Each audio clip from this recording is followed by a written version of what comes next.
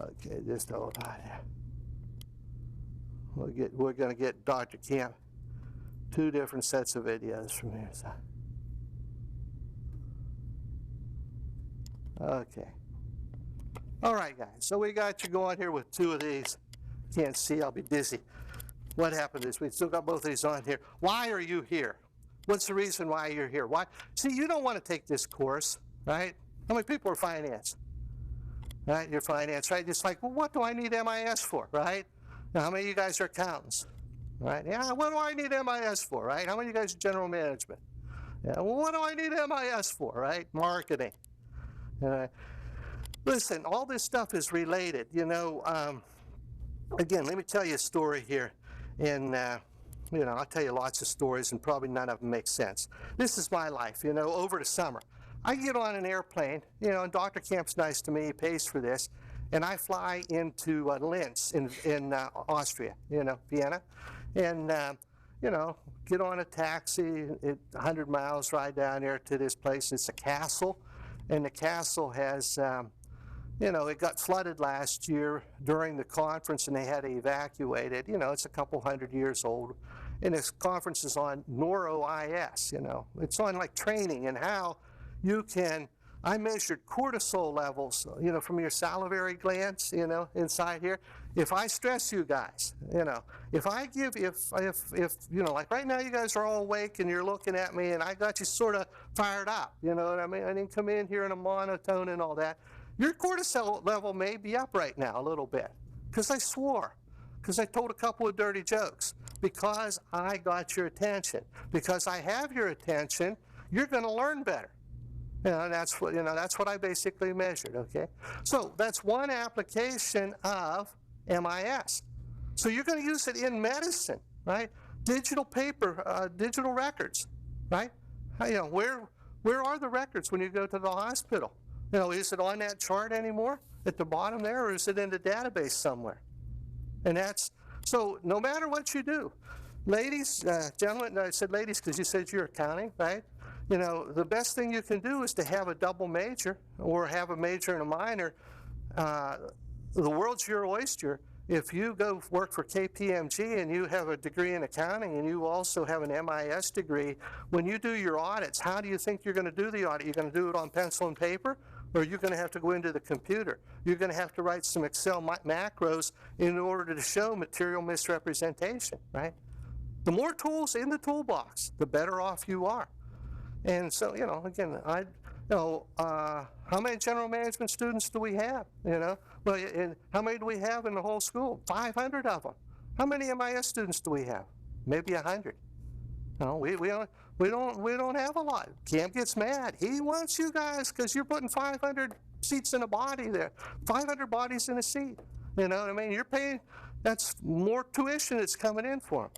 You got to ask yourself, what am I going to do once I get out here? When I'm down on Philadelphia Street in 4 years with $40,000 worth of debt, how am I going to get that money back again? So, hey, I'm not telling you what to do. I'm not telling you what you like, what you don't like. All I'm telling you is that, and I'm not telling you that our MIS students are rocket scientists, but I am telling you that we are putting them out at $50,000 or $60,000 a year. They're starting at that. Not all of them. No. So what I'm saying is, guys, I'm not making any fun of anybody's major, but somewhere along the line, you better make sure that what you're learning here is going to translate into making some bucks. Unless you're just here for a good time for 4 years and you want that $40,000 or $50,000 to follow you the rest of your life, and you're not going to be able to recuperate it, right? So yeah, there's lots of things. If you're accounting, you can debit and credit, you should be able to recuperate. If you're finance, you can go work on Wall Street or sell financial insurance and all that stuff, or whatever you're going to do, that's fine. If you're general management and you can go out there and you're an entrepreneur and you can get yourself your own business, hey, that's all to it.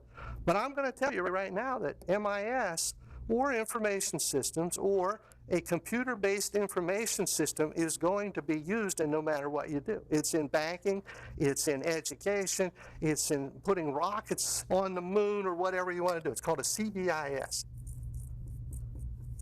computer-based information system. And again, we'll go over all these things. Anyway, continue with my story. So I come back. And then I say to Dr. Camp, I say, hey, Dr. Camp, listen, I'm involved with AFEI, Association for Enterprise Integration. Right? Anybody from DC? No DCers? Anybody? Alexandria, Virginia? Jesus, you know, guys all from Western Pennsylvania and Philly, for the most part.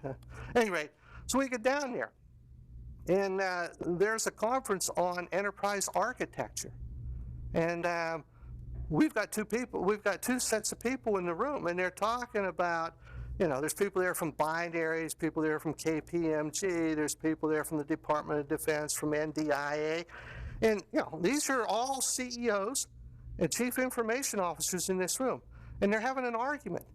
The argument is that the technical people don't understand the business people, and the business people don't understand the technical people, right? Again, what's the good thing about the education that you're getting? Are you forced to take the core courses? You are. You have to take Accounting 1 and 2. You have to take Finance. You have to take POM. Right? You have to take QBiz 215. You have to take IFMG 300. There's a reason for that, right? Even Chinese counts, guys, right? Chinese counts, right? You know, it's considered a conversation, right? So even if I don't know what you're saying, still, the vibrations are there, right? Right, so don't deteriorate on me, okay? Like I said, if I'm losing you, go ahead and put your feet up and your head down. Just don't bother anybody. So we're in the room, and these people are arguing that there is nobody who is a go-between between the business people, the people that are worried about that profit and that bottom line, and the technical geeks that are over here programming in ones and zeros and putting things into memory and, you know, doing programming all the time. Who is that person, right? You know what I am? I'm a peckerwood that lives in the hills with too many guns, right? Do you know what a pilot is? You know, some peckerwood has to take the plane off, and some peckerwood has to fly the plane, and some peckerwood has to land the plane. Do you know what that peckerwood's called? A pilot.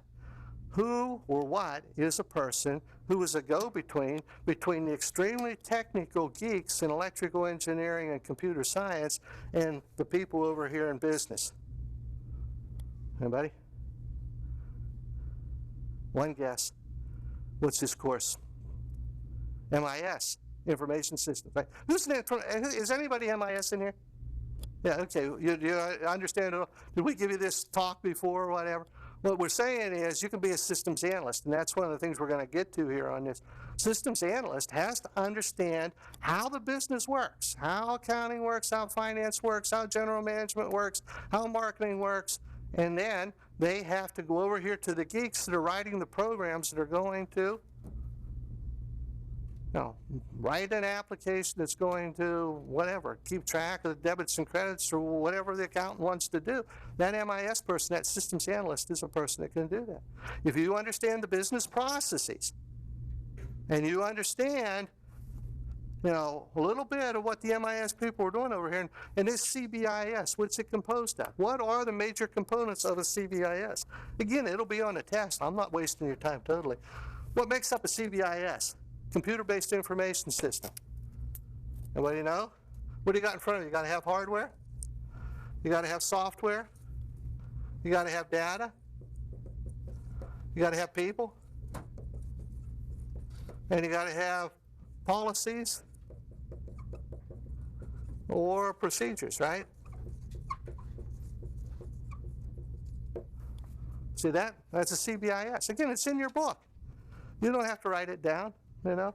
I mean, you can if you want to. I'm not going to tell you don't write anything down. Where are the tests going to come from? Ideas? Yeah, the book, right? Which book? Cronky, right? Why? Cronky's smarter than I am. That's where your tests come from. Now, where are your assignments going to come from? My book. My book's called Smart Data. Where do you find my book at? Did you buy my book? My book is on eBrary, right? www.iup.edu/libraries. Look under eBrary. Put in George, that's the last name, my other author, and put in Smart Data. Don't worry, you'll be here on Wednesday, and we'll go over this at that time, you know what I mean?